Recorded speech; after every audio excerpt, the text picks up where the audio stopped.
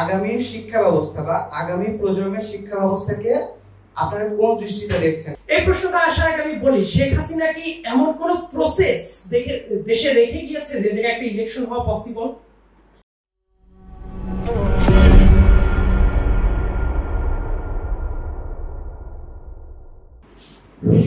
আসসালামু আলাইকুম, আমি তৌফিক জামান ওয়াসি। আমি সাইদাবুল্লাহ ভাইয়ের কাছে কোর্সটা করতে চাই। বাংলাদেশ নতুন করে 24 সালে স্বাধীন হয়েছে আবার। তো একটা পোস্ট ইন্ডিপেন্ডেন্ট কান্ট্রিতে যেসব সমস্যার সম্মুখীন হচ্ছে সরকার, কিংবা বলতে পারি বাংলাদেশের জনগণ যে সকল সমস্যার সম্মুখীন হচ্ছে, এটাকে একটা ইলেক্টেড গভর্নমেন্ট বেশি স্মার্টলি অ্যান্ড ওয়াইজলি মানে সলভ করতে পারবে, নাকি একটা interim government smartly and wisely সমাধান করতে পারবে? Thank you. আমার নাম আল সাদি, নাম স্টাডিং এট ঢাকা ইউনিভার্সিটি। আমি ভাইয়ের কাছে যে প্রশ্নটা রাখতে চাই সেটা হচ্ছে যে স্বাধীনতা, যেটা দ্বিতীয় স্বাধীনতা বলা হয় বা আমাদের 24-এর স্বাধীনতা বলা হয়, স্বাধীনতা পরবর্তীতে আমাদের যে মানে দেশের ক্ষেত্রে যেটা সব থেকে বেশি ভূমিকা রাখে সেটা হচ্ছে শিক্ষাঙ্গন।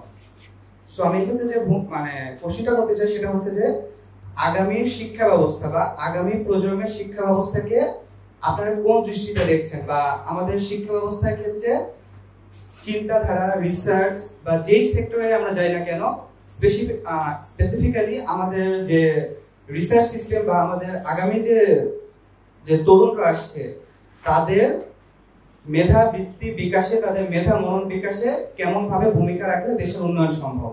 ধন্যবাদ।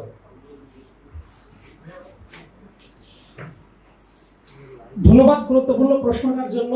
এবং প্রথমে যে প্রশ্ন করেছেন যে পোস্ট ইন্ডিপেন্ডেন্ট টাইম, আমার নিজস্ব একটা আইডিওলজি আছে, এটাকে অনেকে দ্বিতীয় স্বাধীনতা বলতে পারে, কিন্তু আমার ব্যক্তিগত মতামত হলো বাংলাদেশিরা স্বাধীন হয়েছে একবারই 1971 সালে। এইটাকে আমি দ্বিতীয় স্বাধীনতার সাথে একেবারে ওই নামেই তুলনা করতে হবে, ব্যাপারটা এইরকম না, কারণ আমরা একটা ফ্যাসিস্ট রেজিমের হাত থেকে মুক্তি লাভ করেছি। অনেকেই দেখবেন এই 24-এর কারণে 71-কে খারিজ করে দিতে চায়। আমি ব্যক্তিগতভাবে এই মতে বিশ্বাস করি না। তারপরে আমি মূল প্রশ্নতে আসি যে ইন্টারিম গভর্নমেন্ট কি এটা বেটার হ্যান্ডেল করতে পারবে নাকি একটা ইলেক্টেড গভর্নমেন্ট? এই প্রশ্নটা আসার আগে আমি বলি, শেখ হাসিনা কি এমন কোন প্রসেস দেশে রেখে গিয়েছে যে জায়গায় একটা ইলেকশন হওয়া পসিবল? একটা ফ্রি অ্যান্ড ফেয়ার ইলেকশনের জন্য যতগুলা প্রাতিষ্ঠানিক ভূমিকা দরকার, এর একটা প্রতিষ্ঠানকেও শেখ হাসিনা আস্ত রাখে নাই।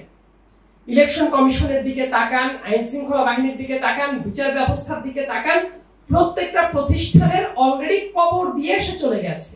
সো একটা ইলেক্টেড গভর্নমেন্ট আসার জন্য বড় ধরনের সংস্কারের দরকারটা আছে। ইন্টারিম গভর্নমেন্ট যেটা গঠিত হয়েছে, আপনার জন্য একটা তথ্য বলে রাখি, এটা কিন্তু একটা আইনও করা হচ্ছে। প্রেসিডেন্ট যে অর্ডিন্যান্স জারি করতে পারে, article 93 of the constitution of বাংলাদেশের বলবৎযোগ্য যে আইনটা করতে পারবে, ওই জায়গার মাধ্যমে ইন্টারিম গভর্নমেন্টের একটা আইন পাস করা হবে। মানে সেটা অর্ডিন্যান্স আকারে আসবে, পরবর্তীতে যখন পার্লামেন্ট গঠিত হবে পার্লামেন্টে এটা পাস করিয়ে নেওয়া হবে। সো এই গভর্নমেন্টের একটা অবধারিত কাজ হলো একটা ফ্রি অ্যান্ড ফেয়ার ইলেকশন আয়োজন করার ব্যবস্থা করা। এটাই এই গভর্নমেন্টের প্রধান কাজ। সো এটা করার জন্য যতদিন তাদের সময় দরকার, সংস্কার করা দরকার, সেটা তাদেরকে দেওয়া উচিত। তাহলে আপনি যে ইলেকশন করবেন, এই প্রতিষ্ঠানগুলো আপনাকে সাপোর্ট দিবে কিভাবে একটা ফ্রি অ্যান্ড ফেয়ার ইলেকশনের জন্য? সো আমি ব্যক্তিগতভাবে চাই এই গভর্নমেন্ট সফল হোক। এবং এই গভর্নমেন্ট সফল হওয়ার মেকানিজমটা কি? প্রত্যেকটা জায়গা থেকে তাদেরকে যেমন হেল্প করতে হবে, একই সাথে তাদেরকে প্রোঅ্যাক্টিভ ভূমিকাটা পালন করতে হবে। দেশের ল এন্ড অর্ডার সিচুয়েশন যদি যেভাবে কমছে, এটা যদি চলতেই থাকে এবং বিভিন্ন জায়গায় বিগত স্বৈরাচারের যারা দোসররা ছিল তারা যদি এখন অফিসে বসেই থাকে, তাহলে তো এই গভর্নমেন্টের উপরে মানুষের আস্থাটা কমতে থাকবে। আমার খুবই ছোট ছিলাম, বাট সেই মেমোরিটা আমি যদি একটু রিফ্রেশ করি, 2007 সালে যখন 1/11 গভর্নমেন্ট যখন আসে, প্রথম 6 মাস খুবই জনপ্রিয় ছিল। মানুষ মনে করছিল যে বিএনপি নাই, আওয়ামী লীগ নাই, খুবই ভালো হবে। কিন্তু উইদিন নেক্সট 6 মান্থস মানুষ বুঝতে শুরু করলো রাজনৈতিক দলের কালচার ছাড়া দেশ কখনো স্টেবল হইতে পারে না। সো ইন্টারিম গভর্নমেন্ট তাদের প্রধান কাজ করার পাশাপাশি এই সংস্কারগুলো যদি না করে, তাহলে কিন্তু মানুষের মনে আবার ওই 1/11 টাইপ একটা চিন্তা কিন্তু ব্যাক করতে থাকবে। তখন এই সরকারটা ব্যর্থতায় পর্যবসিত হতে পারে। সো আপনি যে বললেন যে আসলে কে ভূমিকা রাখতে পারে, আমি বলবো একটা ইলেক্টেড গভর্নমেন্ট আনার জন্য এই সরকারকে খুব ভালো মতো ফাংশন করাটা অত্যন্ত জরুরি, এবং প্রাতিষ্ঠানিক যেসব সংস্কারের জায়গাটা আছে সেই জায়গাগুলোতে ঢাক ঢাক গুড় করা না, বরং জেনুইন কমিটমেন্ট নিয়ে সংস্কার করলে আমার মনে হয় যে এই সরকারও সফল হবে এবং পরবর্তী বাংলাদেশে একটা ইলেক্টেড গভর্নমেন্ট আসার পথটাও সহজ এবং স্বাভাবিক হবে। সো ওই প্রশ্নটা আসলে স্পেসিফিক উত্তর এর যে বেশি আসলে কিভাবে দেওয়া দরকার আমি জানি না। আর আরেকটা কথা বলছেন শিক্ষা ব্যবস্থা নিয়ে, এটার পর আমার অনেক ভিডিও আছে, আমি নিজে অনেক ভিডিও বানিয়েছি। ঢাকা বিশ্ববিদ্যালয়ে আমি কয়েকটা পলিসি ডিবেটে অংশগ্রহণ করেছি একটা জায়গায়, এবং সেই জায়গায় আমি বিস্তারিত অনেক কথা বলেছি। আগামী শিক্ষা ব্যবস্থা নিয়ে আমি যদি আপনার প্রশ্নটা খুবই গুরুত্বপূর্ণ, এই প্রশ্নটাকে আমি আরেকটু ব্রডার কনসেপ্টে চিন্তা করতে চাই। দেখেন, শিক্ষা ব্যবস্থা মানেই আমরা চিন্তা করি বিশ্ববিদ্যালয়ের শিক্ষা ব্যবস্থা, অথচ আমাদের দেশের সবচেয়ে হরিবল জায়গাটা কোথায় জানেন? প্রাথমিক শিক্ষা ব্যবস্থা। প্রাথমিক শিক্ষা ব্যবস্থা যদি আপনি ঠিক না করেন, আপনার ভবিষ্যৎ শিক্ষা ব্যবস্থা কখনোই ঠিক হওয়াটা পসিবল না। একজন প্রাইমারি স্কুলে টিচার কত টাকা বেতন পায় এটা জানেন? এবং তাদের নিয়োগটা কিভাবে হয় সেটা জানেন? আমি কিছুটা একটা স্ট্যাটাস দিয়েছিলাম, এই যে ম্যানেজিং কমিটি নামের যে প্রসেস যেটা আছে এটা বাতিল হয়ে যাওয়া উচিত। কারণ এলাকার পাতি মাস্তান গুন্ডা তারা গিয়ে ম্যানেজিং কমিটিতে বসে এবং তারা শিক্ষকের নিয়োগ বাণিজ্য করে। 12,000 টাকা চাকরির একটা নিয়োগের জন্য 20 থেকে 25 লাখ টাকা করে তারা ঘুষ খায়। যোগ্য শিক্ষককে তো আমি প্রাইমারি স্কুলে দিতে পারছি না। এবং এই যে অনেকে বলে যে দেশ কিভাবে পরিবর্তন হয়, আমার খুবই আক্ষেপ ছিল যে তরুণরা কেন রাজনীতি সচেতন হয় না। তরুণরা প্রত্যেকে যদি প্রত্যেকের অধিকার বোধ জাগ্রত করত, তাহলে দেশটা অনেক ভালো হতে পারত। সেটা দেখতেই পাচ্ছেন যে তরুণরা যে মুহূর্তে রাজনীতি সচেতন হওয়ার চেষ্টা করছে, দেশটা বদলে গেছে। আমাদের দেশের হিউম্যান রাইটস সম্পর্কিত একাডেমিক টেক্সট আমি তো চাই হাই স্কুল থেকেই থাক, খুবই সহজ এবং সাবলীল ভাষায়। শিক্ষা ব্যবস্থার উন্নতি করতে হলে মানুষকে কনসাস করতে হবে, এবং সেই প্রক্রিয়াটা একদম প্রাইমারি স্কুল থেকেই হওয়া উচিত। শিক্ষকের বেতন, শিক্ষার যে স্ট্রাকচারটা যেটা আছে প্রত্যেকটা জায়গায়। বিশ্ববিদ্যালয়গুলো, আমি সবসময় বলি বিশ্ববিদ্যালয়গুলো ছিল হলো দলীয় কর্মী তৈরির একটা প্রক্রিয়া। বিশ্ববিদ্যালয়ে কিছুদিন আগে চমৎকার কিছু কথা দেখছি, ফর দ্য ফার্স্ট টাইম আমি সম্ভবত দেখলাম অনেক বিশ্ববিদ্যালয়ে ভাইস চ্যান্সেলর নিয়োগ পাচ্ছে এবং সেই জায়গায় অনেকে ফুলের তোড়া নিয়ে তার অফিস রুমটা ভরিয়ে দিচ্ছে না। সেটা একটা ভালো সাইন। আমার কথা, একটা বিশ্ববিদ্যালয়ের ভাইস চ্যান্সেলরকে, প্রো ভাইস চ্যান্সেলরকে এই পদগুলোকে যারা ওরশিপিং করতে থাকতো, এই জিনিসটা হওয়া উচিত না।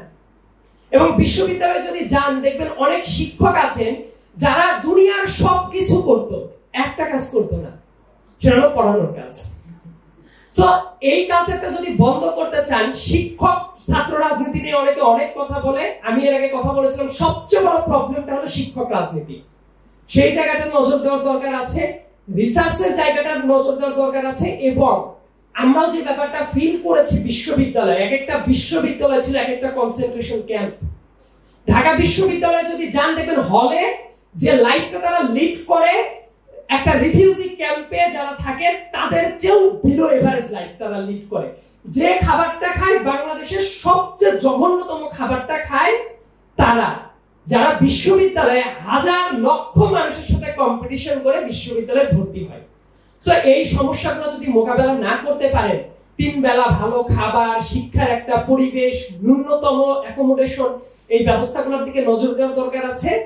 আর যারা শিক্ষক, তাদের প্রধান কাজটা হওয়া উচিত শিক্ষার পেছনে তারা যাতে স্ট্রিক্ট হতে পারে। এর পেছনে আবার ব্যাপার স্যাপার আছে যে তাদের কি ফাইন্যান্সিয়াল যেটা সাপোর্ট সেটা কি যথেষ্ট কিনা। দেখবেন এই দেশের শিক্ষকদের নিয়ে অনেক সমালোচনা করা যায়, কিন্তু আমি আমার ওই ছাত্রত্বের জায়গা থেকে যদি বলি, অনেক লিমিটেশন কিন্তু আছে। আমাদের দেশের অনেকে কয়েক বছর আগে মনে থাকার কথা, আমাদের দেশের শিক্ষকেরা আন্দোলন করত যে ন্যূনতম একজন সচিব যে ধরনের সুবিধা পায়, ঢাকা বিশ্ববিদ্যালয়ের একজন ফুল প্রফেসর সেই সুবিধাটাও পায় না। সম্ভবত সেটা যে পাওয়া উচিত সেই বোধ শক্তিটাও তাদের নাই। এই কারণে ঢাকা বিশ্ববিদ্যালয়ের শিক্ষক সমিতির প্রেসিডেন্ট ছিল নিজামুল হক ভুইয়া। তারা নিজেদেরকে যতটা না শিক্ষক এবং বিশ্ববিদ্যালয়ের লোক মনে করা উচিত, তার চেয়ে বেশি তারা মনে করতো তারা সরকারের দালাল। সো বিশ্ববিদ্যালয় নিয়ে যদি ভাবার দরকার হয়, একেবারে বুলেট পয়েন্টে যদি আমি বলি, শিক্ষার্থীদের অ্যাকোমোডেশন, পড়াশোনার ব্যবস্থা, 3 বেলা অন্তত ভালো খাবার, এইটার নিশ্চয়তা, টিচাররা যাতে পর্যাপ্ত ফ্যাসিলিটিস পায় সেটার ব্যবস্থা, এবং রিসার্চের জন্য যাতে প্যাট্রোনাইজ করা হয় বোথ ফাইন্যান্সিয়ালি এন্ড মেন্টালি, সেই স্পেসটা রাখা দরকার। আর প্রাথমিক বিদ্যালয় থেকে শুরু করে প্রত্যেকটা স্তরে টিচারদের অনেক অভিযোগ আছে, সেই অভিযোগগুলো আমলে নেওয়ার দরকার আছে।